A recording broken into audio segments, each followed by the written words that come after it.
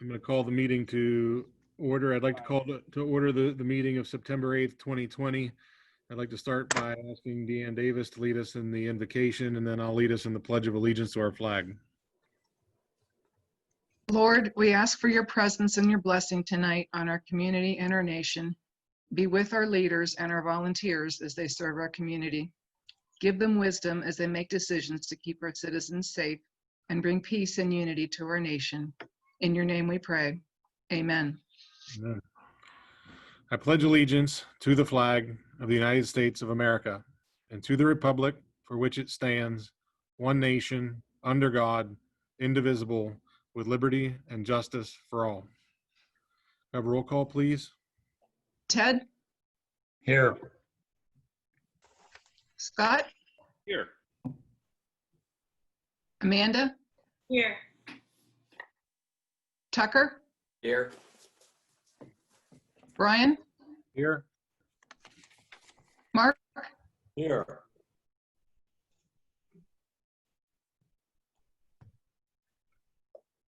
You all received the meeting minutes from August 11th. Any comments or questions on those?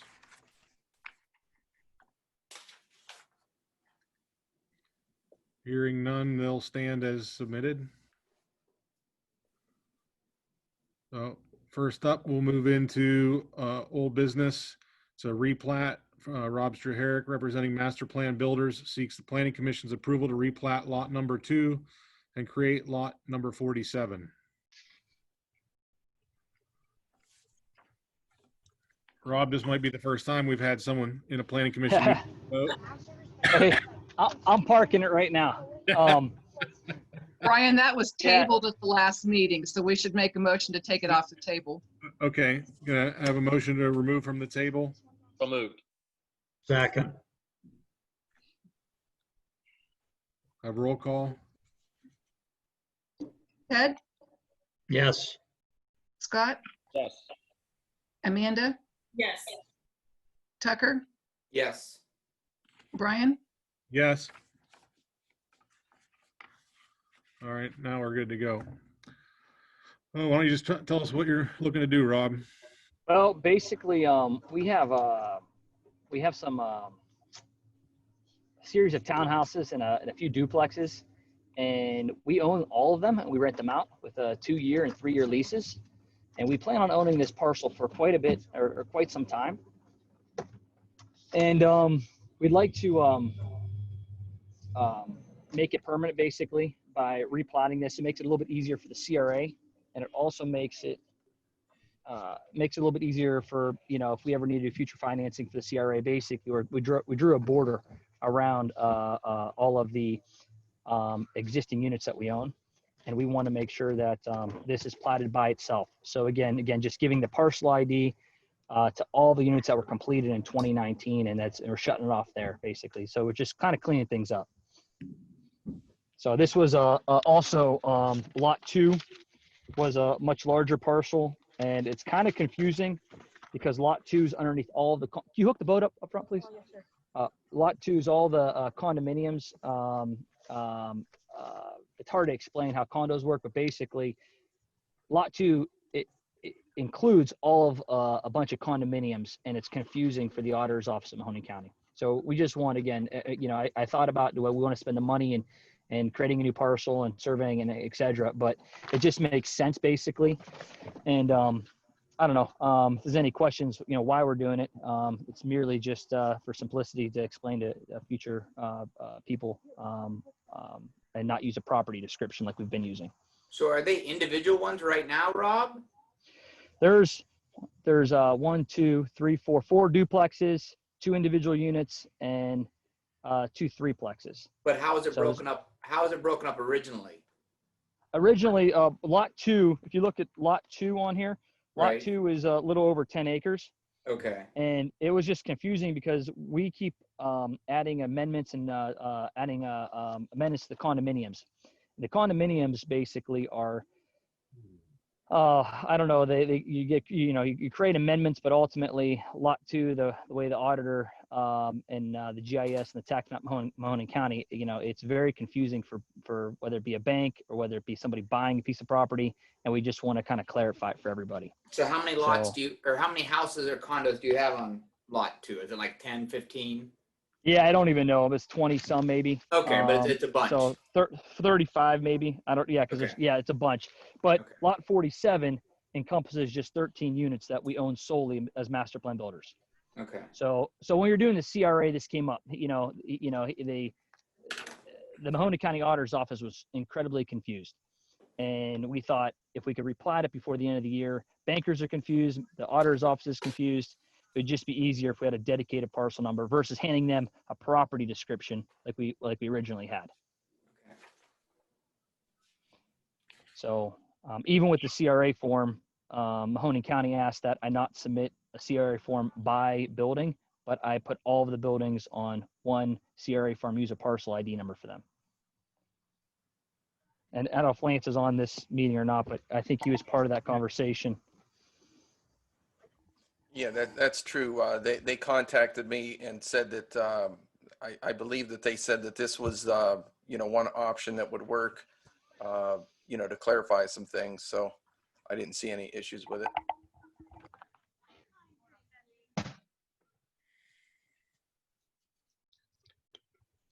We have a motion to approve.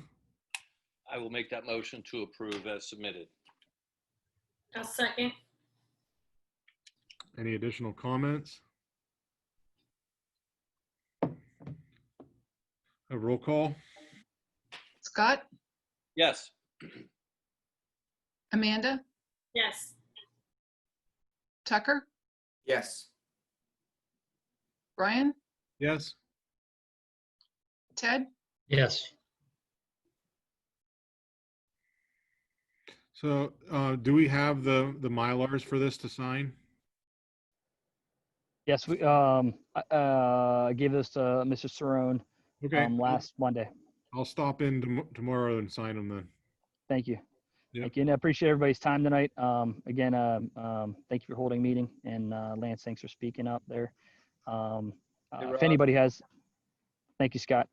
I just meant, show us what that boat has in about 2 seconds. Go. What do you? It's just I was going to say, I This- thought he was going to invite us onto the boat to sign the Mylars. we could have a social. I don't know if you could see that back. Where am I at here? That's a pavilion there. We should come out here and have our social distancing meetings. There you go. We could do that for the month of October if you like. So. Deal. Yeah. So, yeah, it's a little playground that that my great grandfather had my father bought in the early '80s. So it turned out to be a nice lake to use. So, but if you guys have any questions regarding that parcel or anything for that matter in the future, I'd be happy to show you in Old Sabre. Kind of we're just trying to set that development up for long-term success. So we just paved all the streets this year. Put a finish coat on a lot of the alleyways and stuff, and I think the residents there are just tickled with how nice the community is taken care of. So, but thank you again for your time. I'll sign off. All right, we'll move on to new business. First up, we have Kevin Kenyon representing Tin Town Development, seeking the Planning Commission's approval to move forward with plans to vacate portions of 3 alleys at the Blueberry Drive housing project. Kevin, you want to unmute and tell us a little bit about what's going on? Everyone can hear me now? Yes. Okay. Yes, we're looking for approval to right away from Mary Alley and Long Alley. The reason for doing this is when we're extending Blueberry Drive, we have that proposed cul-de-sac, which is pushing our last two-family dwellings further back on the property, and to meet the front setback of 35 feet. So that's why we're pushing those two-family dwellings back, which isn't giving us the 30-foot rear setback. So we're asking to vacate half of Long Alley right away and half a Mary Alley right away. And that would give us a rear setback of 35 feet, which is the minimum is 30 foot for the city. We're also asking for Wallala Avenue, which is already vacated, to use that as part of our side setback, which the side yard setbacks are 10 feet, and there's a 20-foot right of way there. We're looking just to move forward with vacating these 3 areas, so we can start moving forward with the project.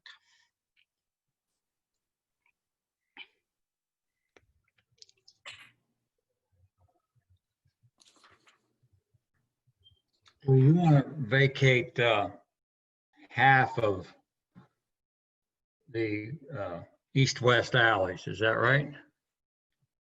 What was that? I'm sorry.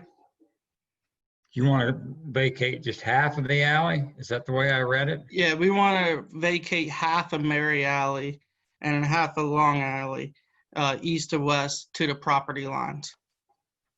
If you guys have the highlighted sheet where Yeah. you can see the pens, that's where we would like to vacate those halves.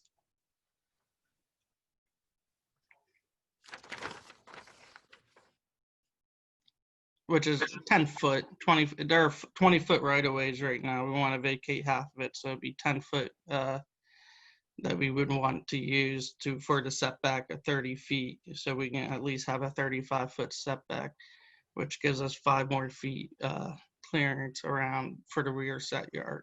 For the rear setback.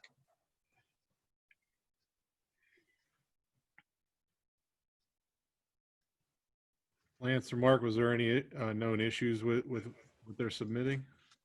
No, and this is a first phase of the project. I'll have Mark talk for a second here in a minute, but this is really just the first part of this project. You would be making a motion to move forward, which means that it would then hand it over to council, and then they would set a public hearing at the next meeting, which would be just next week. So that's the first part, and I'm not sure if Mark has anything else to add. Not too much. I mean, basically, the first part is you make the motion, planning commission makes the motion, it goes back to council, where there is a public hearing held, and then council decides on the vacation of the alley. We decided it would be better to handle the vacation of the alley separate from the rest of the project. It just seemed like it's a whole lot cleaner rather than, okay, you're granting permission to build and, by the way, vacating the alleys as an aside. That really shouldn't be done that way, so we felt it's proper to vacate the alleys first. And we do have some utilities in that area in the easements, but we would maintain those, in a case of alley vacation. Right. Even if the alley is vacated, we retain the right to maintain utilities if they're in that what was an alley. So those portions of the vacated alleys will become, assuming it's all approved, those will become part of a new survey for those parcels? Correct. Okay. And the remaining non-vacated portion remains city? Correct.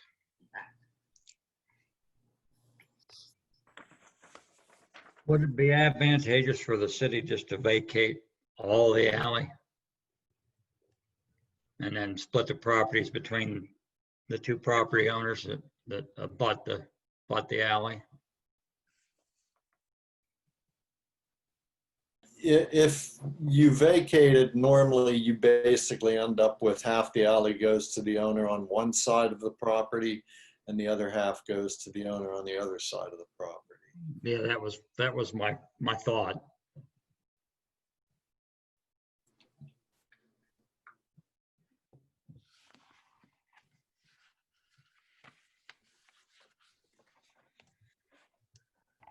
Mark, do you see any benefit or reason we should or shouldn't do that? The normal way to do it would be that you have one half goes to the property owner on one side, one half goes to the property owner on the other side. You know, I certainly don't see a problem with doing that, and I think that's really what normally would happen. Does that make sense? Ted, do you want to make a motion to do it that way? I mean, I would think that even if we recommended that way, council could change it next week if you need it to be different, right, Mark? Yeah. Yeah, you're making a recommendation to council. Council can take that recommendation or Do what they change want it. with it. Yeah. Or we Right. can do it either way. We can recommend it as presented and then council can approach it, or I can make a motion to recommend to vacate all the alley. And What would be better for that hearing? Because if you're going to set the hearing in advance, you'd want it with the larger worst case scenario, I would think, because you could then vote that night to make it smaller, easier than making it bigger. That would be true. So I'd make it for the whole thing, Ted. okay, I'll make a motion to What's that? vacate. So just one question. If we vacate the whole alley, does it force the other homeowner to then have to resurvey their parcel and take on that cost to add to their land? What normally I think happens is, that's a real good question. And I think even the auditor's offices have real trouble with vacated alleys. They should add that on to the tax duplicate for both owners on both sides of the property. And yes, I'm talking with my hands, sorry. But having said that, I don't know that they always even get that done right away. It would not require either owner to have it surveyed just because it's vacated. If they go, you know, if somebody goes to sell property that you've got a vacated alley, you're hoping that that gets picked up somewhere in a title search. And you're never absolutely certain, Amanda, you probably know this, if it really did get picked up. Yeah, in a perfect world, both sides would then resurvey their properties. However, I don't know that we have any requirement, nor would the county have that requirement. It should be picked up by the auditor and taxed to, you know, each owner. Right, and I think they've just been adding those on to the legal descriptions, Correct. you know, making it part of that parcel ID. So I just didn't want to, you know, put this on the other homeowner who's unaware of this, whoever it might be. Yeah, they're not here. Yeah, you're stuck, sorry. No, I don't think that, you're right. The auditor normally just adds it on. I see it become a problem when nobody finds it, which seems to be quite often. Yeah, I think it's probably a bigger issue down the road to leave it partially unvacated.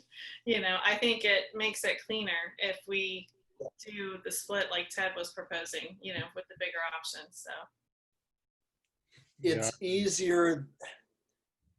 It'd be easier, I guess, in my opinion, to split the whole alley rather than a portion now and then somebody comes back and let's split a portion later. Because just so everybody understands, a dedicated alley, which is what we're talking about, it's kind of like a street. It hasn't been opened, but it exists.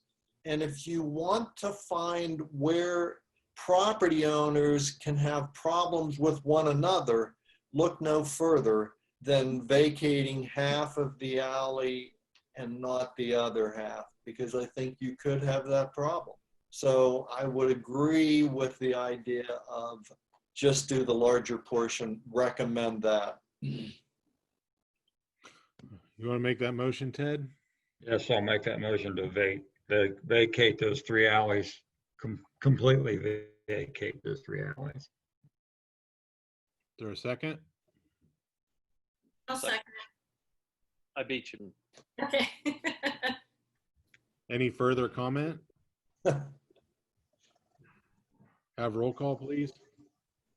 Amanda, Yes. Tucker, Brian, Yes. Ted, Yes. Scott, Yes.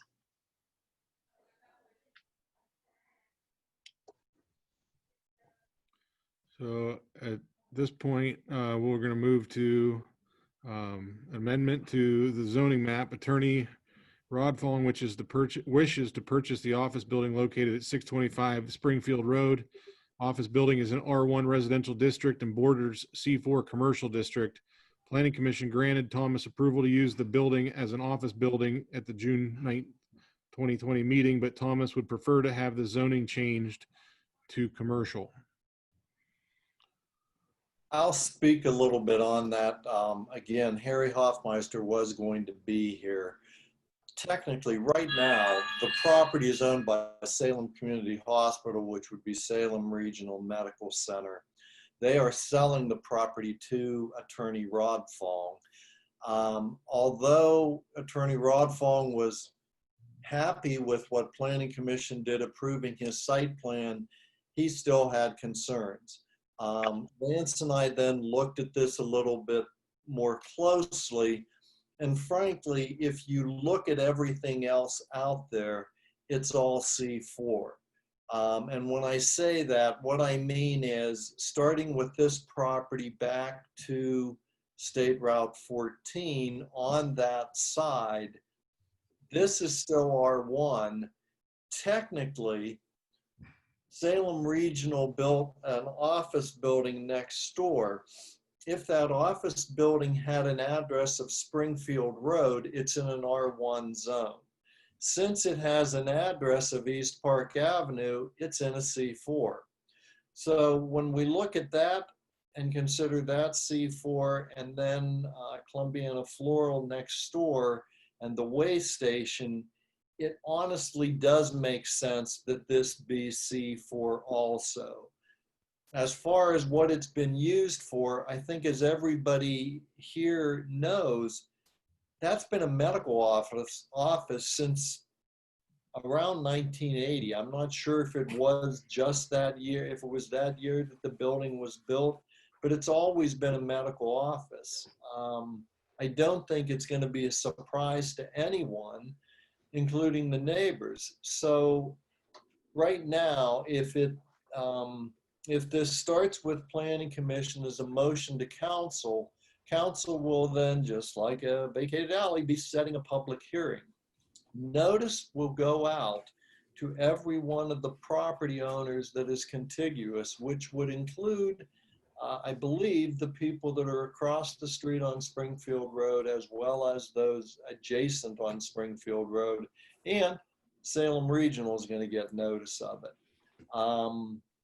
Again, when we looked at this, it just kind of makes sense to clean that up. If you look at the zoning map, all it's doing is adding this one property to what, in essence, everything else is C4 out to 14.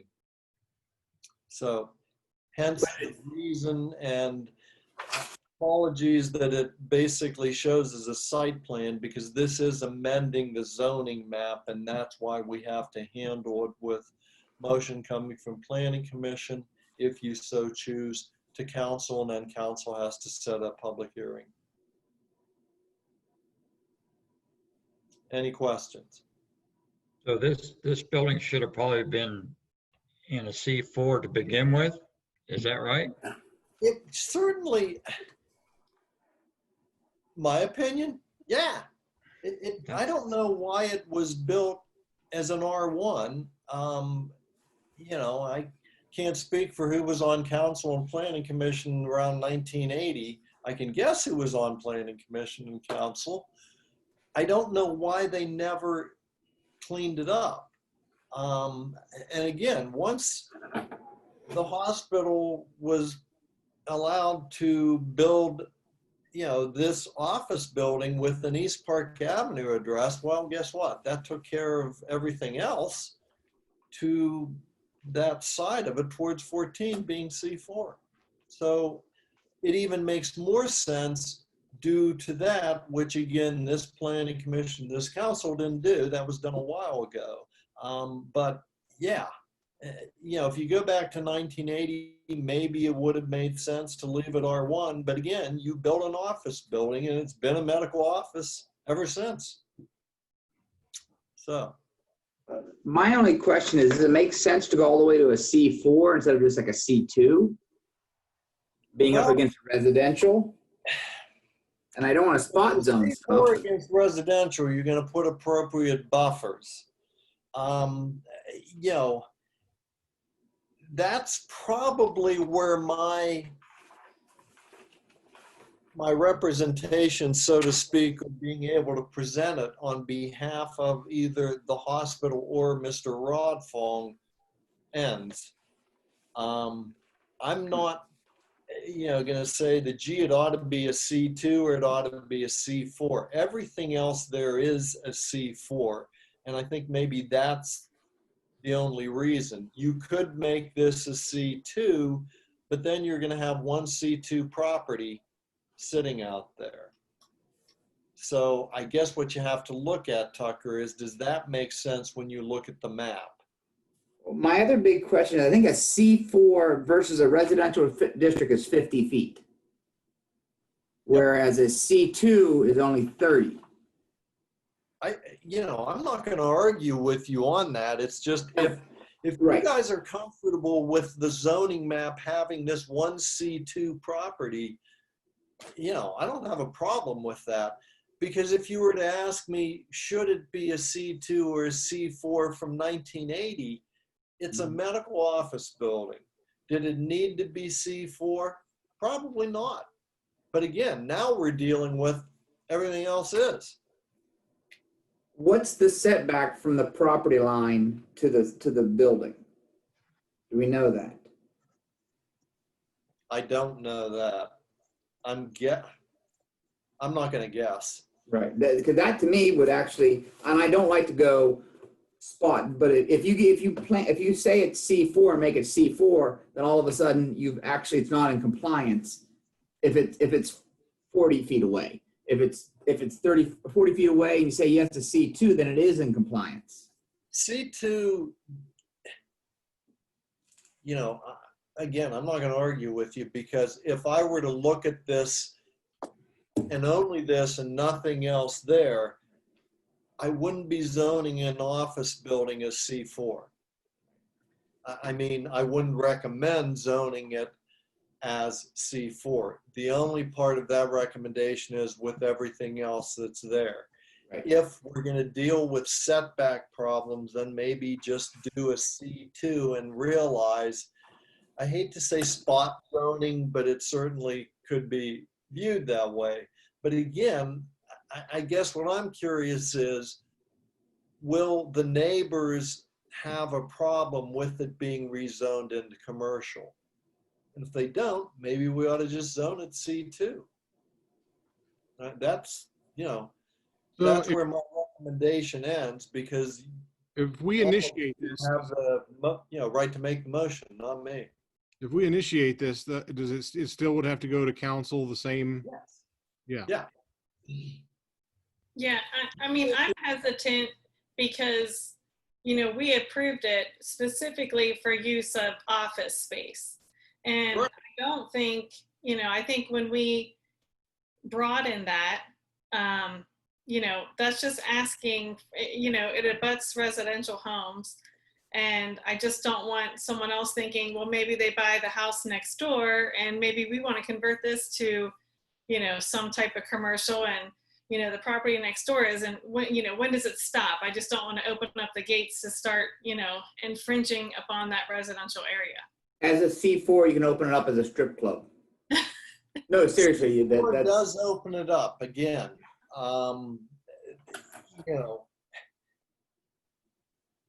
So, I mean, if you make it C2, all you're doing is you've got a little area that's kind of a spot zone, but which fits better for this property? Probably C2. I mean, C2 gets them what they want. C4, if you guys think it's overkill. Did then we don't give them do like C4. a variance for that in June? We approved it to be used as office space. So Right. Right. So why does he need it changed at all?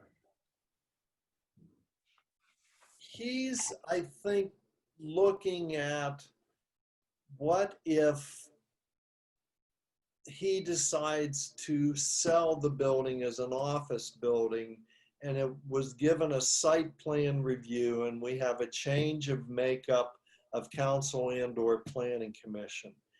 And that's a legitimate, I mean, that is legitimate concern because basically we're allowing him to use an office building that's in a lot that was owned R1 as an office. And we gave him a site plan review, but you know as well as I do, next time, if he sells that in 5 years or 10 years, a planning commission then or council then could say, yeah, that needs to be residential. I mean, you know, is that a possibility? I suppose anything's possible. Hence the reason for the zoning amendment. Well, if we recommend C2, it puts a buffer up against the residential a little bit, seems to. It does. It does. And you could look at it that way.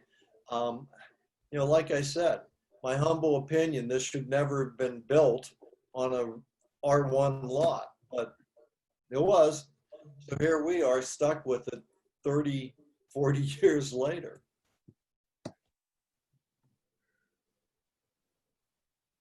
Reality is, it probably has always been a C2 building. I think so, you know, if I remember right. Yeah. So I mean, if you remember Larry Smith built the building, or actually his father built it, but. So it was built as offices. It wasn't a home that was converted to an office building. No, it was built as a medical office. Not long after it was built, an addition was added on when a third physician was added. So at one time, I think the most there were 3 physicians in there at a time. It varied, but it was always medical office. Okay. So if we make a recommendation that council would make the change to C2 and have a hearing, we obviously would be inviting to hear from the neighbors. Yes. That would probably help me have a better idea of how I would feel about it.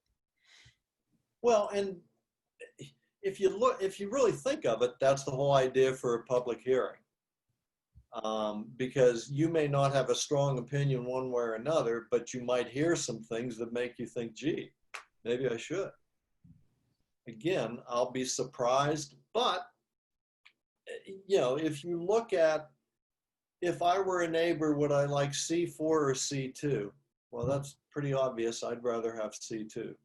Yeah. I think that if we would make the recommendation, C2 would make more sense. It does. I agree. I'll have to agree. But I'm not completely comfortable with changing zoning in a residential neighborhood at all. But I would not care as much if I heard from the neighbors that they didn't. I understand that too.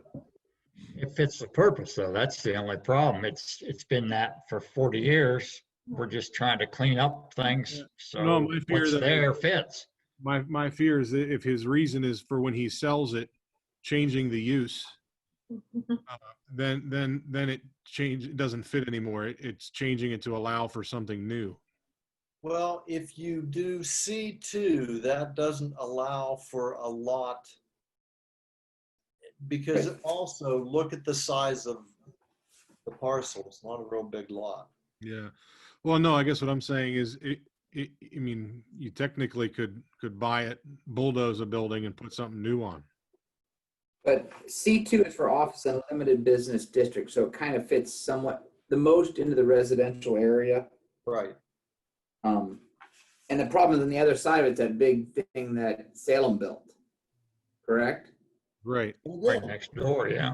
Right You're next not, So, you really can't, even if you wanted to, nobody can really clean up that, you know, that horse is out of the barn and the building is there. How it was done, I wasn't, you know, around at that point. I was, but I don't know exactly how that was done, but it was an address from East Park. And East Park, there is C4 zoning out East Park. well, property values keep climbing in Columbiana, like I've seen on Terra Verde. I've heard it'll make sense to buy it and doze it eventually and turn it into housing. Yeah. You know, at one time, I think that's what everybody thought that would be, was housing there. But again, somebody allowed an office building to be built right up in an R1. Somebody want to make a motion to make a recommendation that this be C2? I make a motion, we recommend it as a C2. I'll second that motion. Any additional comments? A roll call? And that's a recommendation to council. Yes. How to be worded, correct? Okay. Yep. Tucker, Yes. Brian, Yes. Ted, Yes. Scott, Yes. Amanda, Yes.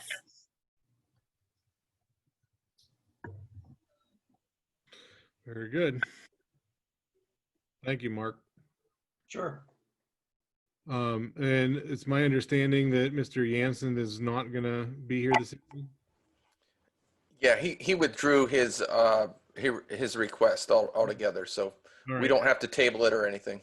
All right. So I don't see anyone from the public even in the meeting, but I get Dan and Skip. And Dan, you guys have anything you want to say from a public standpoint?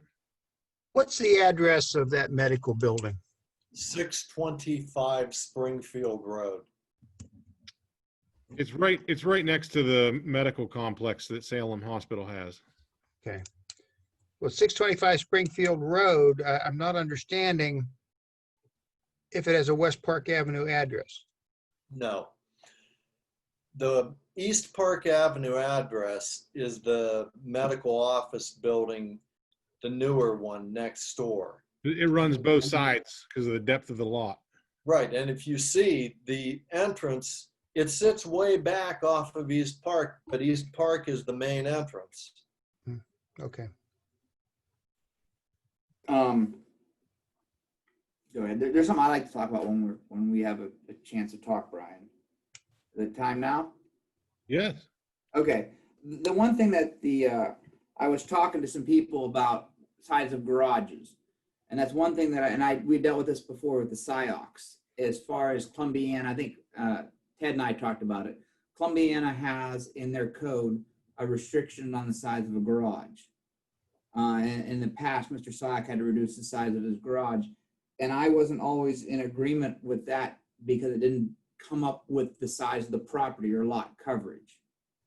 And I always thought that was something we should clean up or at least talk about as far as in the revision to our code to allow, to me, it doesn't seem right if you have 10 acres of property in Columbiana and you build a house, you don't have a certain size garage you can build. I mean, to me, it seems just a random number out of nowhere, no place. We're allowed, what, 864 square feet, I think? 832. 832. 832. It's actually bigger than it used to be. It was less than that. And I don't know what it was, but it was like a 700 number. But 832 is what, 24 by 32, I think was what they grabbed.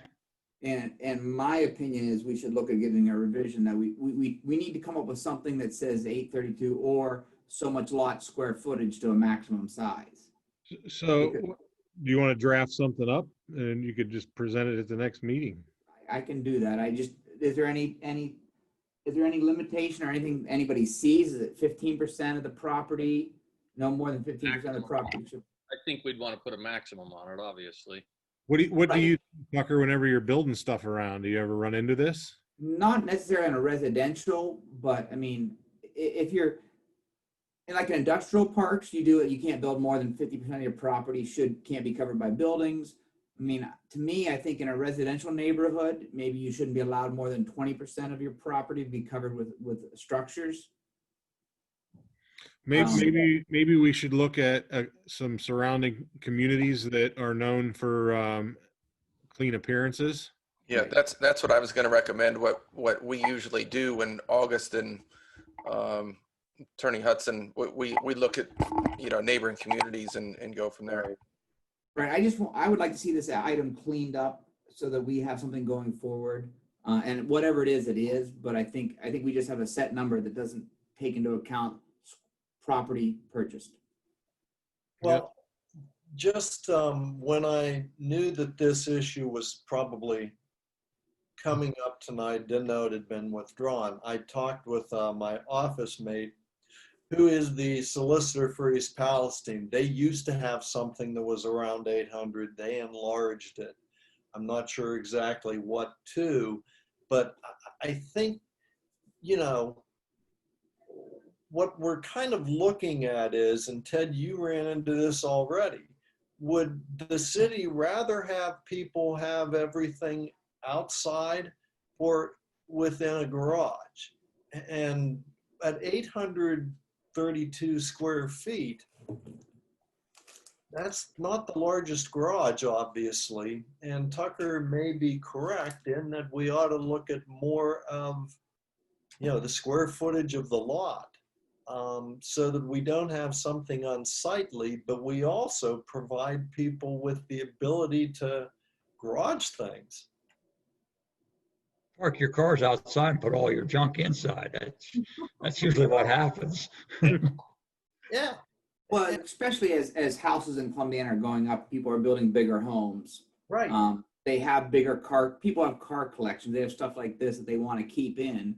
And as a community, I don't think we want to I think we need to flex with them. Well, we do have the flexibility as long as it's an attached garage. Correct. There's no size limitation. As long as it's attached. But if somebody has an attached garage and then wants to build a detached, that's where they're limited.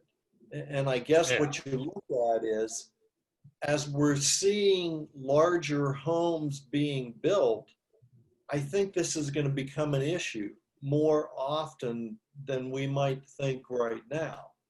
The CRA that council has looked favorably upon, I don't think any of us can disagree with the fact that we're seeing a lot of construction going on here that isn't going on in a lot of surrounding communities.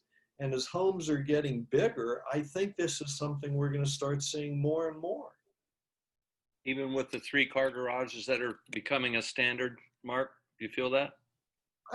I do think so. And you're right, Scott. 3-car garages seem to be a standard. Yeah, and I've got one, I think, Tucker, you may have seen it. On Terra Verde, I swear it looks like somebody's building a 4-car front-loading garage, which is unusual, but it looks like that's what's being built. But I still think 3 cars is great, but when people start having boats and cars that they're collecting, that's where you're going to go beyond the 3-car garage.